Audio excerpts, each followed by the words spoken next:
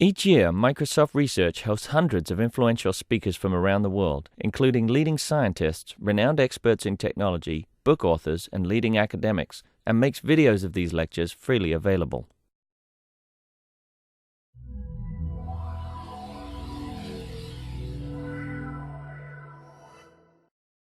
Welcome, I'm Pamela Passman. I lead our Global Corporate Affairs organization.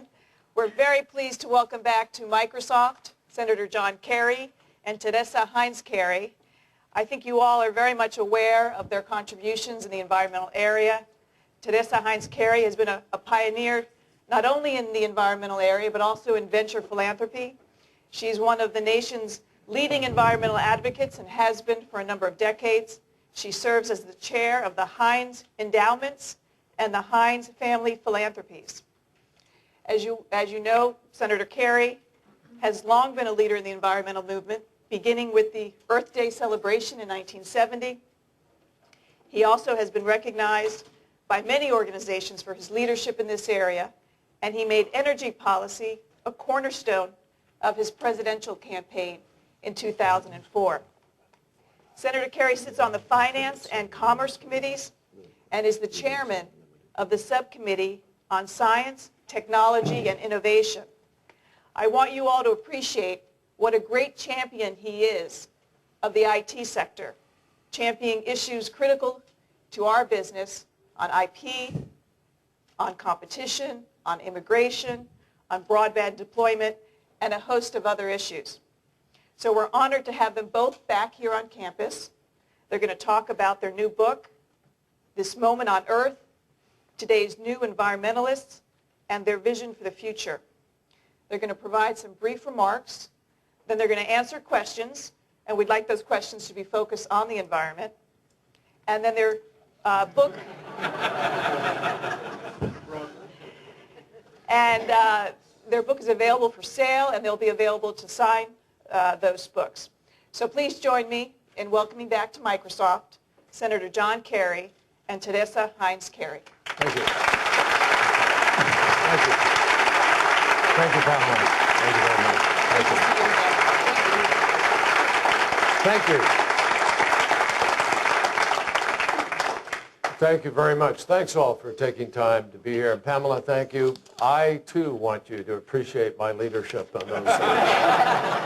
Let's make it clear. I'm here to bask in your appreciation in one form or another. We're really happy to be here. We came here to dispel the notion that 90% of greenhouse gases come from Senate speeches. So I'm going to try and do that by inviting your questions as much as possible. And Teresa and I, rather than talk at you for some interminable period of time, let's have a good conversation. And so I'm going to open it up to dialogue in a stunningly brief period of time. This book is 254 pages of our thoughts on recycled paper from Alberto Gonzalez's shredded emails.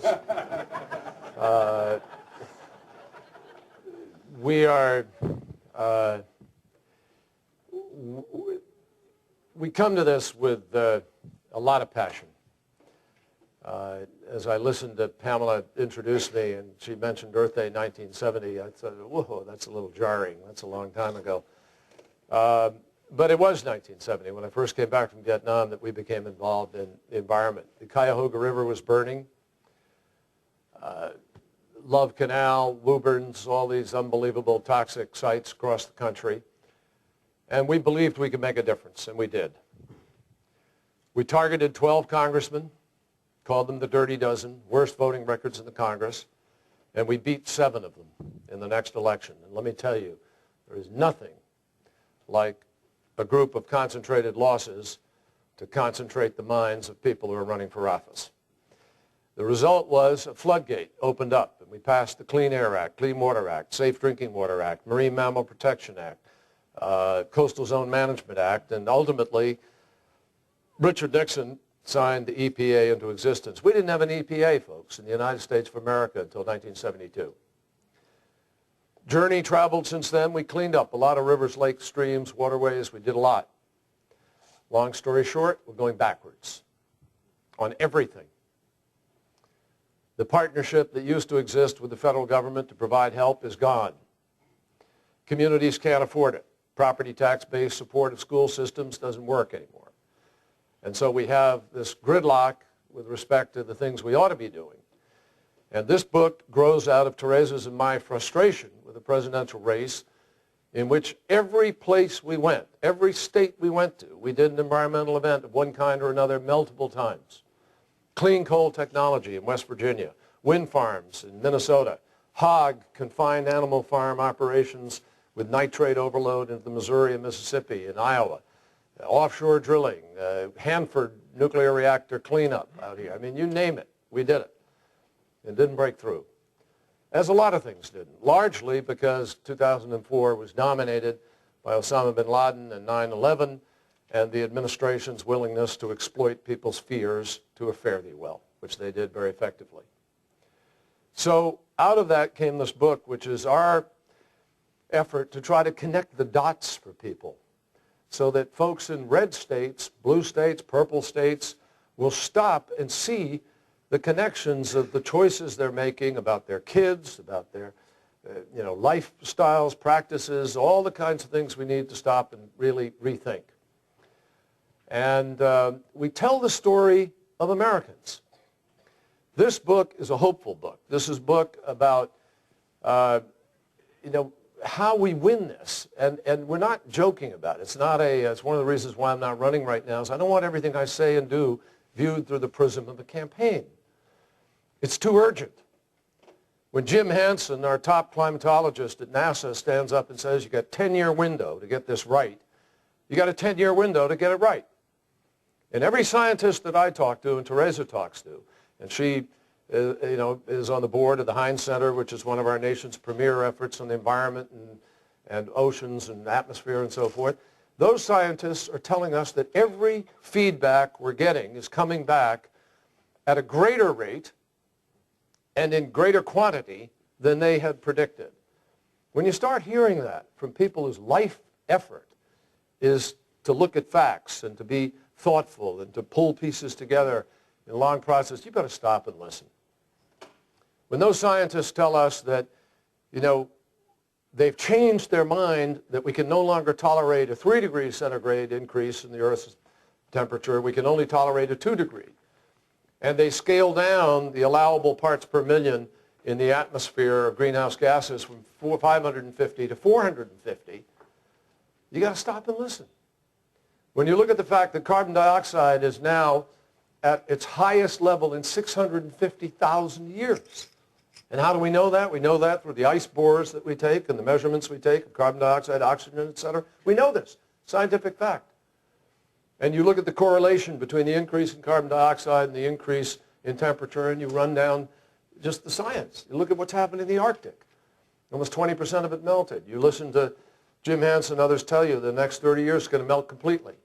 And then as more ocean is exposed, which takes in the heat, doesn't reflect it, which the ice does, and as the ice disappears, you more rapidly increase that rate of melting, and you look at what's happening at the Greenland ice sheet, which is on rock, and if it melts, you're looking at 16 to 23 feet of increase. Now, some people, like Jim Inhofe and others, want to say this is a hoax. And some people want to say it's just, off in the wilderness. Well, let me tell you something, folks. There are 928 peer-reviewed scientific studies that say human activity is doing this. Thousands of scientists across the globe, premiers, prime ministers, presidents, finance ministers, environment ministers, trade ministers, all of whom are making changes in their governments, in their approach to life, and we're not. This is a disgrace. A shameful disgrace which has potentially just profound consequences for future generations. So this book tells the story of average Americans who are out there fighting back, not just on global climate change, but on a host of different issues. Teresa wrote what I think is a brilliant chapter that does groundbreaking information about toxins and chemicals and what people are putting in their bodies and what's happening to us in terms of environmentally induced cancer and other immune system problems and so forth. When we see, fish today showing up in our rivers with male fish with feminized organs.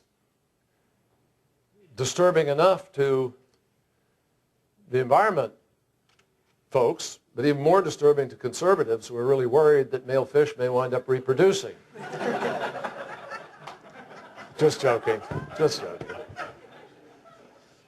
But we're really in a clash with time here.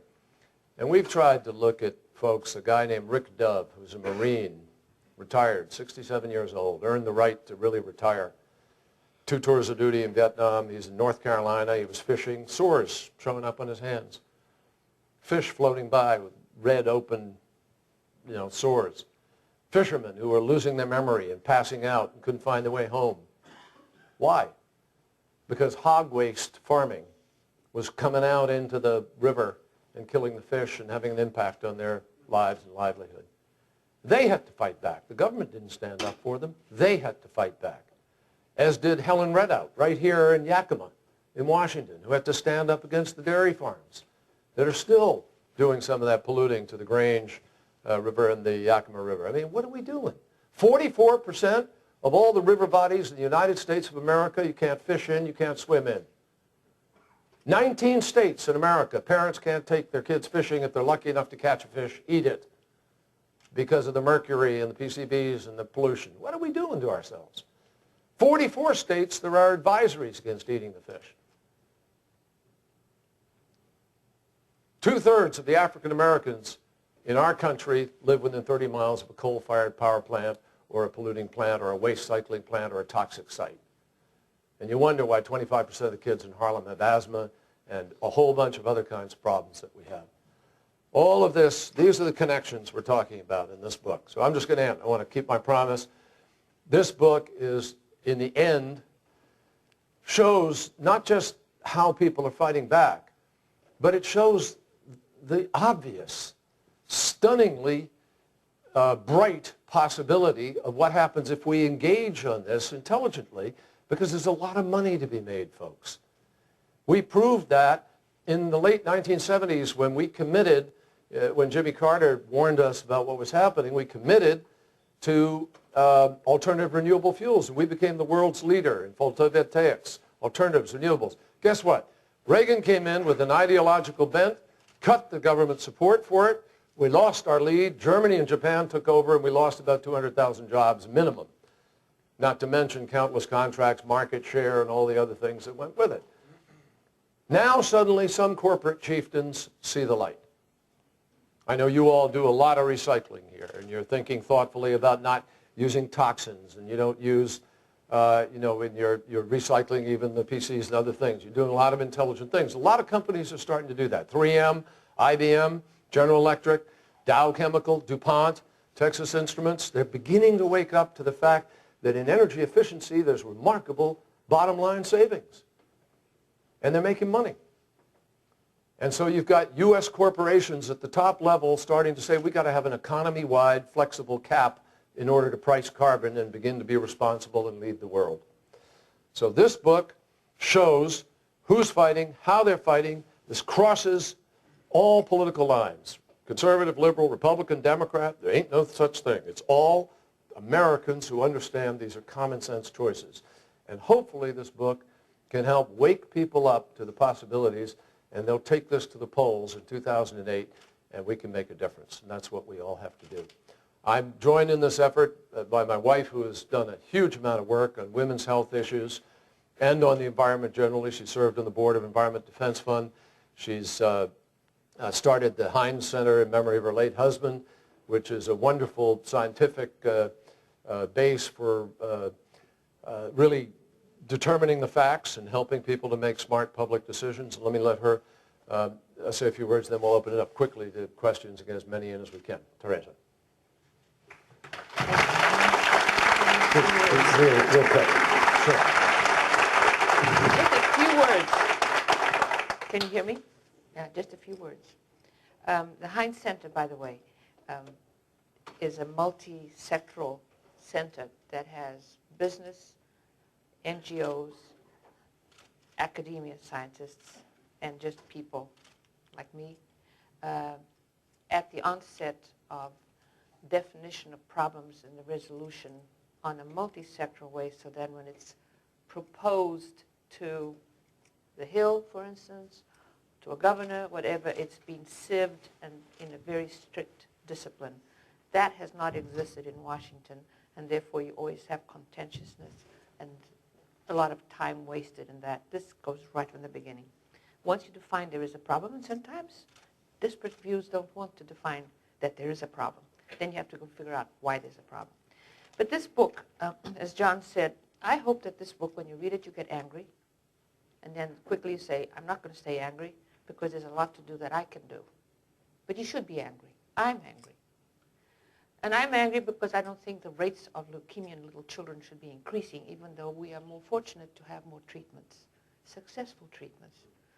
Because the children who've been impacted by that, thank goodness, if they survive, and that's great. But we don't know what it's going to do to them 20, 30 years from now. And in any case, why should they be made sick? Why should we have huge rates of autism going on? Why should we have all kinds of young women in gestation, in childbearing times with breast cancer? Why? Why are we using placenta in hair products to straighten hair, particularly for our African American women? That's estrogen in their heads, on their skin. Our skin is our largest organ, and they are now getting huge amounts of breast cancer, and the study is about to be completed on that. Why?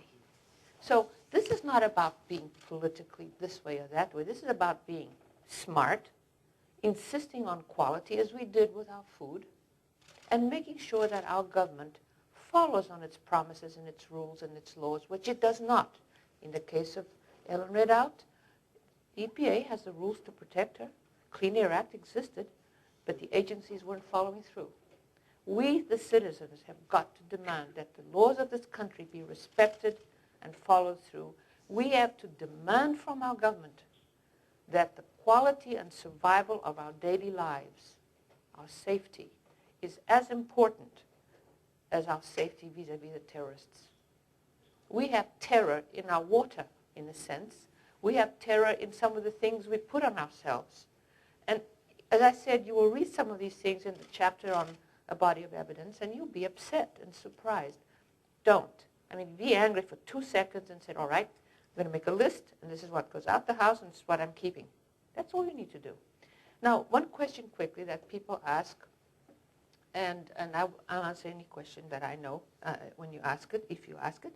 But yesterday we were in Portland, and we had at the Baghdad Theater, which is a great title for a theater, it's a great old place. We had a huge crowd, and John spoke, and I spoke, and then there was a lot of Q&A. And towards the end of the evening, a man called Angelo Serra, an architect, jumped out of his seat, and he was small, so he jumped out of his seat, and he said, so, what am I going to do? And he said, okay, everybody, I'm going to go 5 blocks this way and 5 blocks that way from my house, and I'm going to take an inventory in every house. I'm going to talk to everyone. And I thought to myself, what a smart idea. I'm going to go out there, and I'm going to try and get some of my savvy toxicologists and or public health people and or green building like Bill McDonough, and maybe make 4 grids with ideas or items or whatever, and he can take them around, give them to people, say, okay, maybe you want to change 1 or 2 or 3 in each of these papers.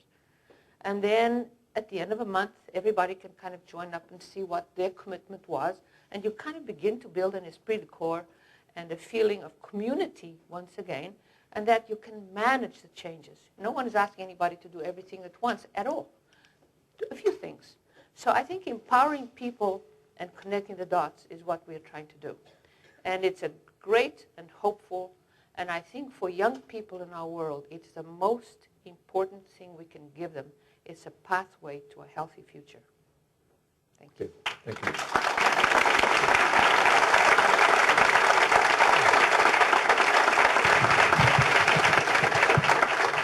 Okay, everyone, we're streaming this, so if you have a question, just line up behind the mics. We'll go back and forth. Try to keep it about the book if you can. We have about 20 minutes for questions, and then we'll move over for those books that want to be signed, okay? So please. Can each of you just spend a couple of minutes talking about the hard trade-offs in caring about the environment? And the example I'll throw out here is that worldwide dams are being torn down, and for example, the Klamath River, there are 4 dams on that are considering being torn down because it's cheaper to tear them down than to make the modifications requested to allow the salmon to recover and to allow that river to recover, where the new capacity for electricity that's coming online to replace those, that would replace those 4 dams, is going to be adding carbon dioxide to the atmosphere, et cetera, and providing a much more, in my opinion at least, a larger overall impact than the benefit of, for example, saving the salmon or cleaning up that individual river. Well, there's no reason you can't do both, but you can't do it the way the current paradigm is talking about doing it. There is no trade-off on more carbon into the atmosphere, folks. I mean, that's what you get. You just got to stop and realize. And let me make this as clear as I can to you. We have warmed the Earth now from the time of the Industrial Revolution by 0.8 degrees Celsius, about 1.4 or so Fahrenheit. And what's already in the atmosphere has a half-life that will continue to do damage for at least 70, 80 years longer, 100 years or so. So no matter what we do today, let's say we could stop the emissions today, there is a damage that's going to continue for the next 80 to 100 years that will bring us to a warming of about 1.4, 1.5 degrees centigrade. That's what's already done. Now, if that's true, and the reason I find this so compelling is, you can step back for one moment. Greenhouse effect. What is greenhouse effect? As all of you know, and you're all smart folks out here, except the guy wearing the New York Yankees hat.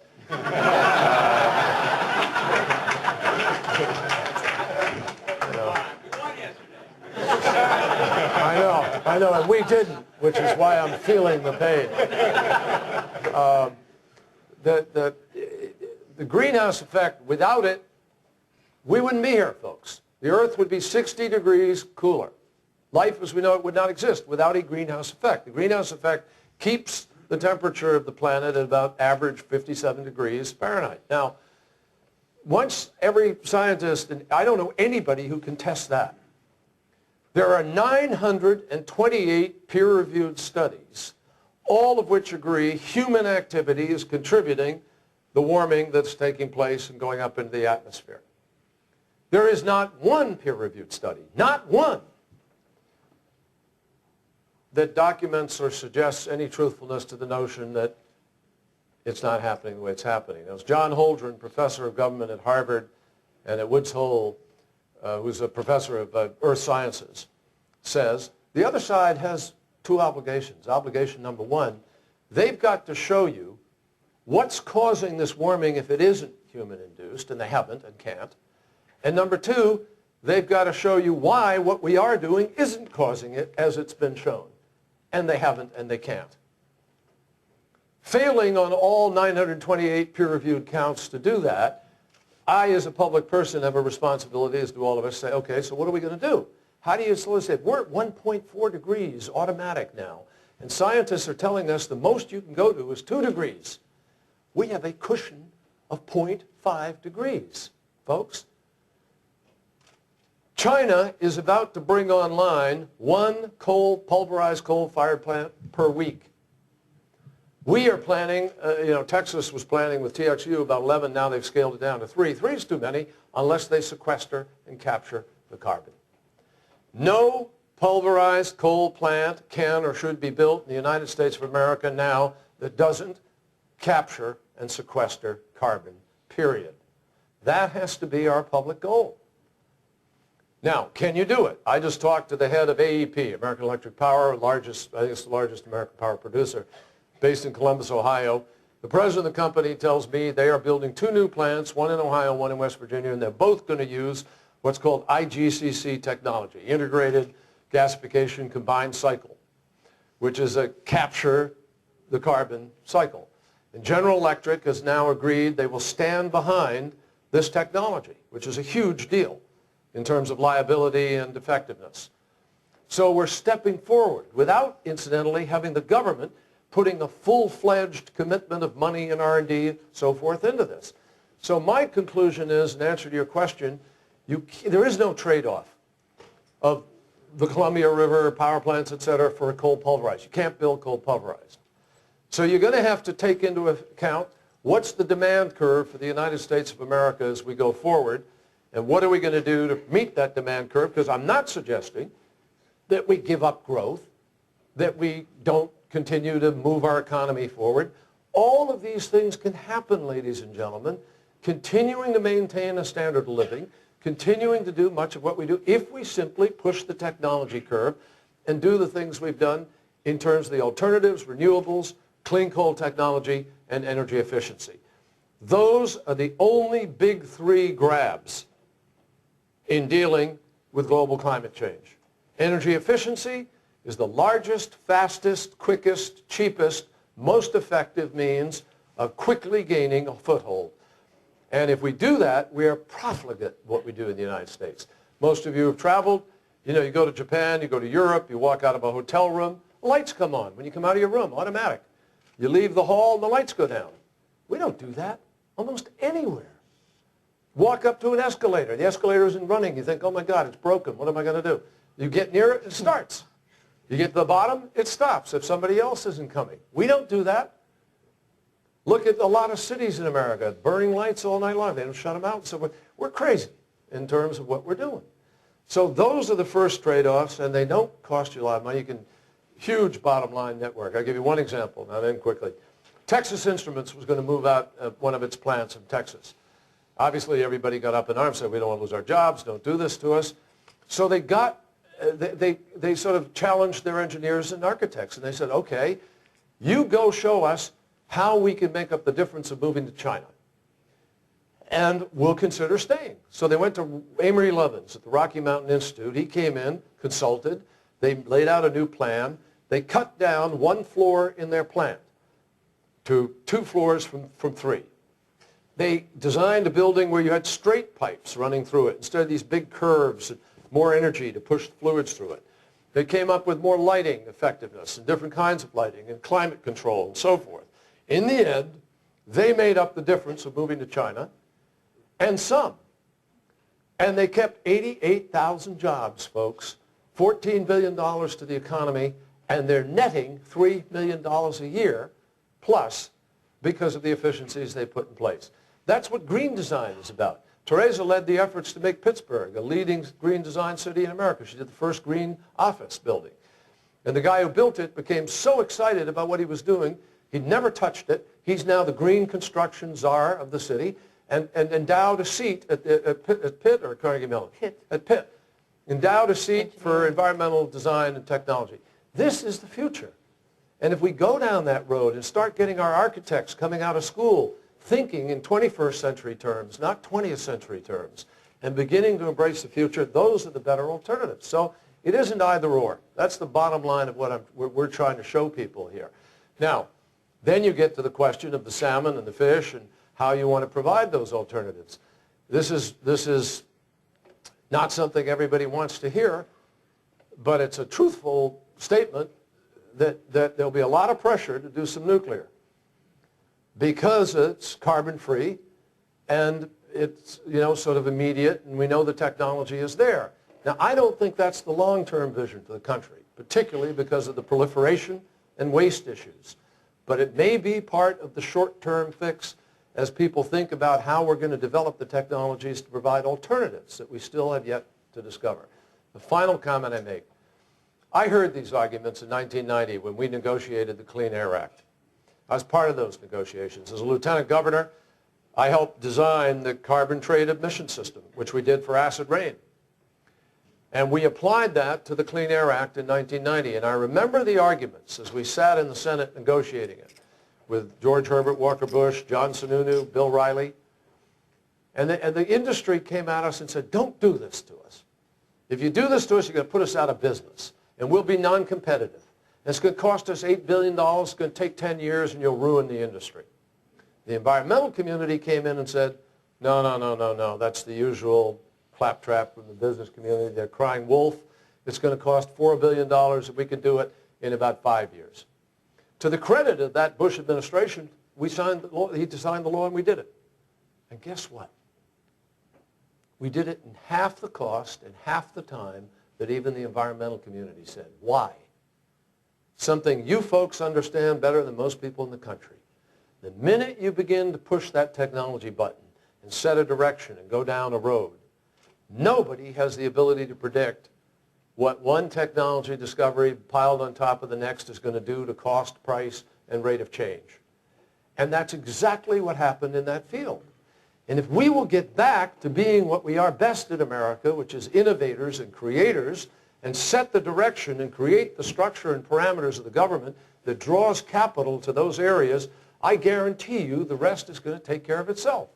And you'll find all kinds of alternatives that don't just give you what you think is this draconian trade-off choice of today. And that's what we have to do. Can I add something to that, please? Of course. It's another parallel dilemma, ethanol. And look at Brazil, which has done very well and exported 20% of energy instead of being an import in 2 years turnaround from the ethanol, sugar. And it was great for them.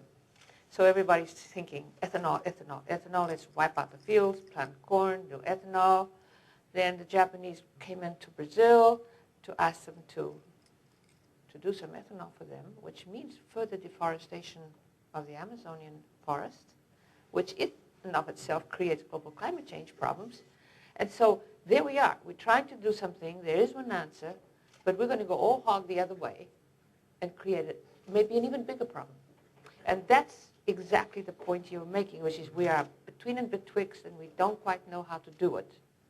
And unless you have a government and corporate leadership also with it, and civilians, who are intelligent and thoughtful and gutsy and really measure the problem and the opportunities and the costs, you're going to get, one mini disaster or another and not a thoughtful answer. But it is a legitimate question, and I've been listening to this whole ethanol discussion with some of the scientists, and they're terrified of what will happen if people are allowed to go whole hog on it. The Chinese were going to do that now, to do ethanol, and they decided against it a short time ago, not long ago, because they decided they really needed the land to grow food rather than, so instead they're going to get 25 nuclear plants built by Westinghouse, which is good for us in Pittsburgh because it's good for us. And they're going to do, unfortunately, as of now, a plant a week, a coal-fired plant. And one of the things we have to do is to behave ourselves so we can persuade them to use sequestration or some other form of carbon containment. So they don't, because if they do that, then anything we do is for naught, and that's the truth. Thank you. Yes, sir. Thank you, Senator, for bringing up Nixon and the EPA. It's amazing how the current administration can make Nixon look like a liberal. It was in many respects. Do you ever think you'd be wishing for Richard Nixon back? It's pretty amazing. My question's for your wife. Thank you for bringing up autism. My son has autism, and that's very important to me.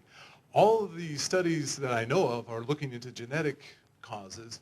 Do you have any ideas on how we can get people to start doing studies on potential environmental causes of autism? They are. You'd be happy to know that I'm going to brag about Pittsburgh again, but I'm allowed. We now have a Center for Environmental Oncology. And the particular study you're just talking about, they are looking at a very specific, besides what we know about mercury, causal thing in autism and other brain dysfunction and neuro dysfunction. As a matter of fact, what John was talking about in the confined hog farming in North Carolina, CAFOS, also happened in Maryland on the Chesapeake from chicken waste, and creating a little invisible thing called hysteria. And what happened to the fishermen there was that they were passing out, they became disoriented, they couldn't speak, they couldn't do anything, and neurotoxins.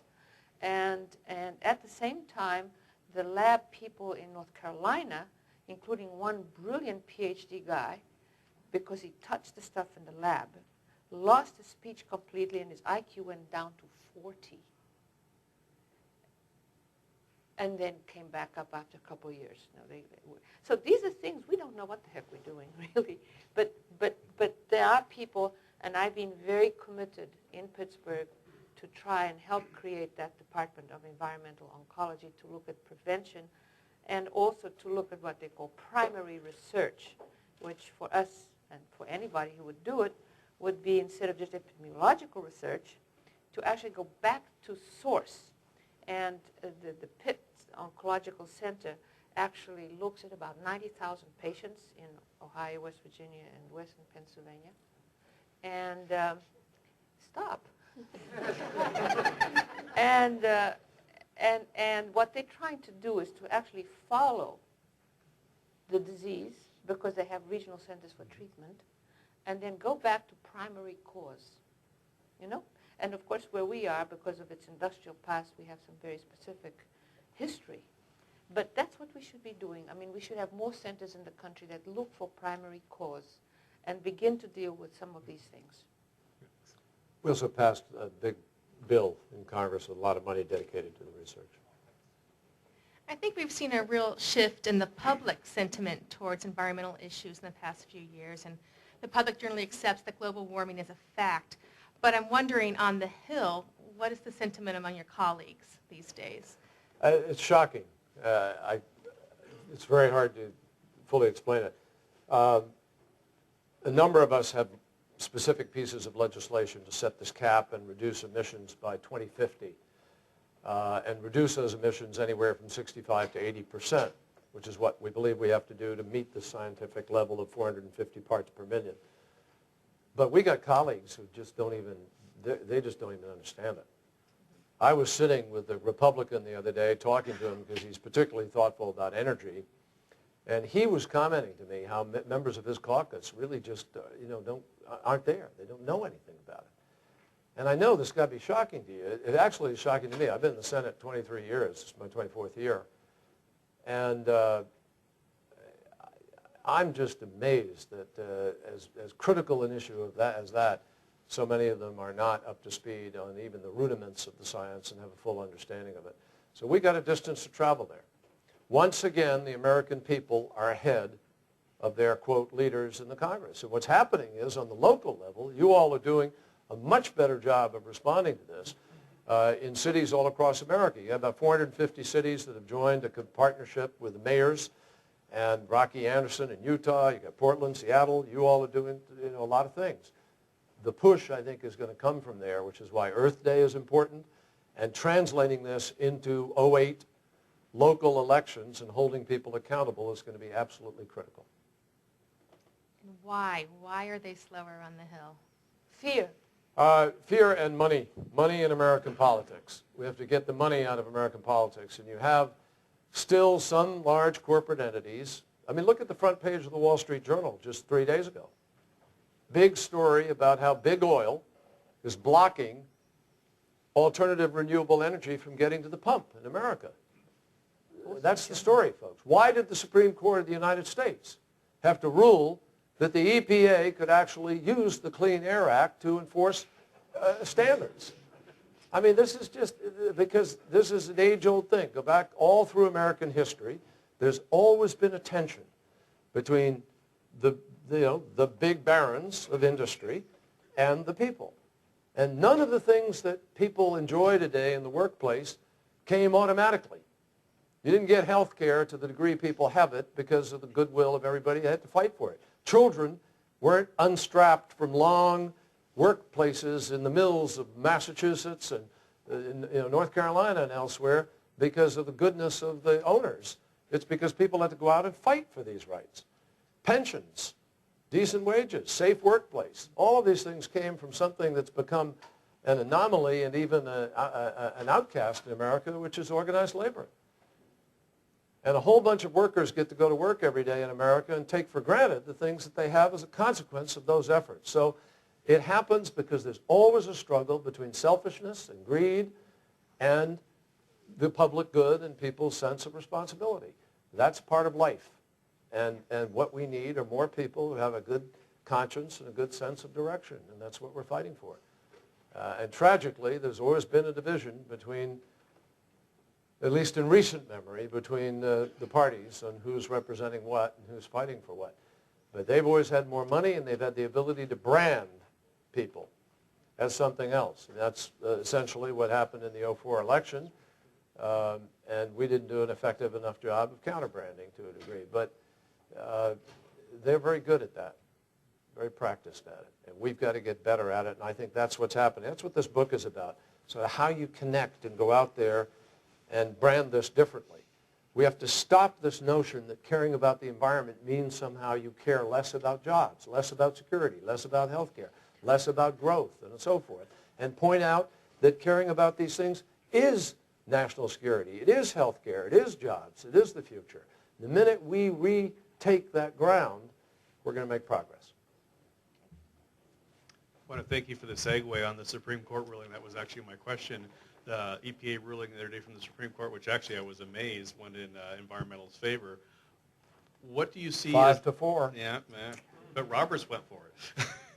But what do you see as the short-term impact? As I hear California and a lot of other states, they think that that kind of gives them the green light to come up with their own state limits on carbon emissions. Is everything going to be kind of quid pro quo until the current administration is out? Because the administration, will the administration pretty much drag its feet over the next 2 years? They will, but we won't. I've talked to Harry Reid about it. We're going to be meeting next week when we get back. I'm leading the efforts on the Commerce Committee, Barbara Boxer on the Environment Committee, Jeff Bingaman on the Energy Committee. We're going to come together, and we are going to try like hell. We're going to have this debate, and we're going to try and pass something now. And I know we will pass a renewable portfolio standard for electric, for alternative renewable provision of electricity. We will pass some major incentives for private sector investment and private consumer choices for hybrids and other things. So we're going to make some advances here. We're not going to wait. We don't have time to wait. And we will have a very significant debate over these issues. And the significance of the Supreme Court decision is that it really now removes a hurdle that they've been hiding behind, and it puts this debate very squarely out on the table and in the public eye. Okay, last question. I'm going to ask everyone, if you want to purchase a book, The Perfect Mother's Day Gift, just go to the table to your right. All the proceeds go to 3 environmental charities to Save the Harbor. Say that we don't get any of the proceeds out of this. So if I could ask, go ahead and start moving to that table. If you'd like to purchase one, we'll line up by the Washington State flag. We'll do one more question, and then we can start the signing.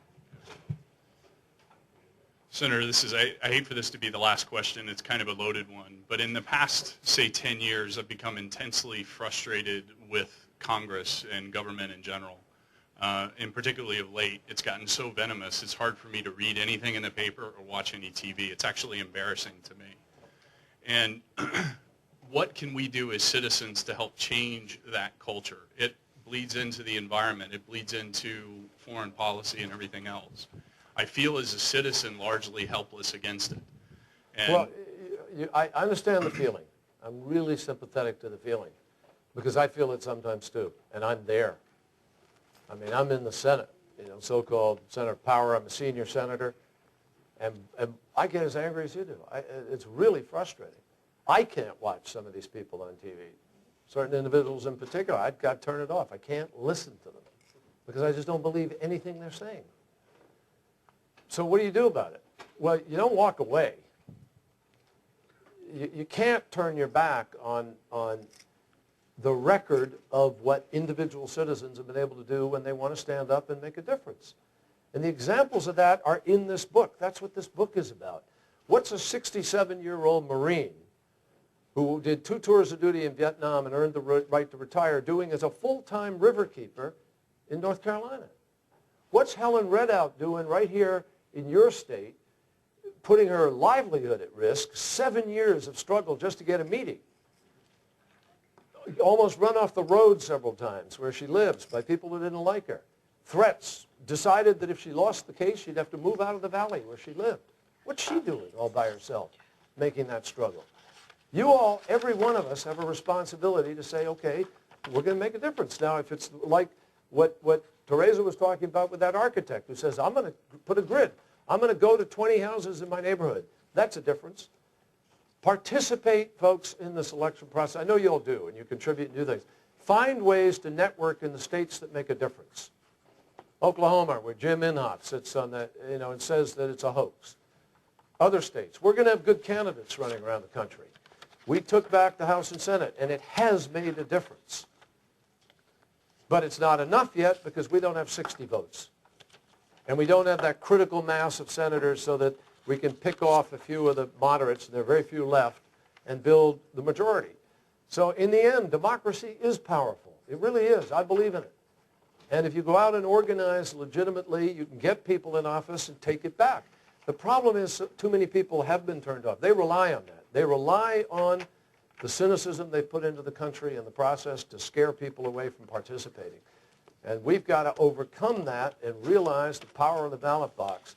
And you go through all of our history, and you can see the difference that it makes. I don't know any other alternative. And if you're not going to do it, who the hell is?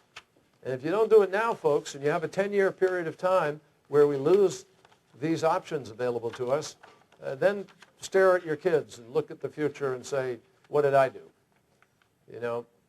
Used to ask the question, what did you do in the war, Daddy, during World War II?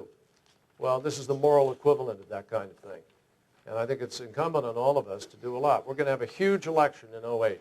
I think we can win more seats in the Senate, more seats in the House, and obviously, hopefully, the presidency. And that will do unbelievable things to change the atmospherics. The final comment I'll make to you, this is a function of leadership. If the president wanted to change the atmospherics in Washington, he could do it overnight. Overnight. If you got rid of this Karl Rove approach to governance, which looks for 51 votes, not 85 votes, and doesn't genuinely reach out to try to build a real consensus. But if the president were to bring people to that White House and use the place effectively and sit there and say, I'm not going to tolerate this partisanship. We're going to find the common ground. And it may not be perfect for people over here and people over there, but we're going to get the center and represent the real interest of the country. I'm telling you, you could change this place overnight. Thank you. So that's what we need. Thank you.